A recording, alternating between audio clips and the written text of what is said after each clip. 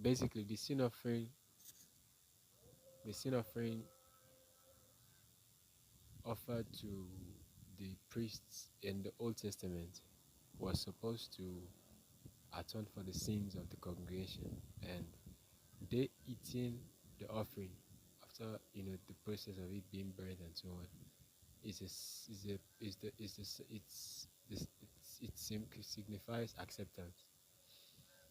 And then in the scenario in the Bible where Moses asked the Aaron why the sin offering had been offered and he didn't atone it and eat it that day, because they had offered sin offering for that day. The congregation, look here, the congregation is the congregation, and now there's a man standing in the gap for the congregation. That's Aaron.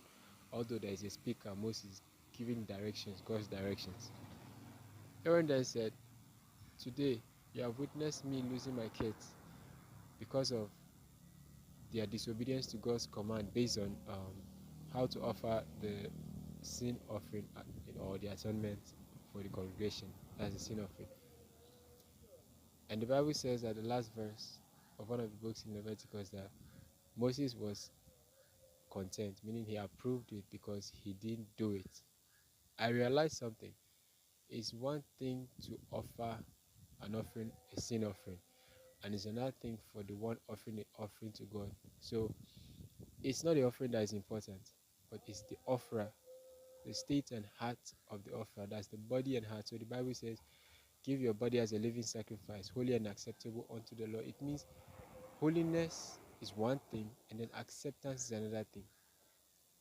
The acceptance side, I believe he will help me understand it. Basically, from what I've seen right now, it means obedience to his commands. So because if they didn't obey, there was no acceptance. Although they were holy enough to be in his presence to offer the sacrifice, but the disobedience to the command is what led to their death. That's Aaron's kids. So basically, that's the lesson I learned. With regards to offerings, it's one thing to the priest.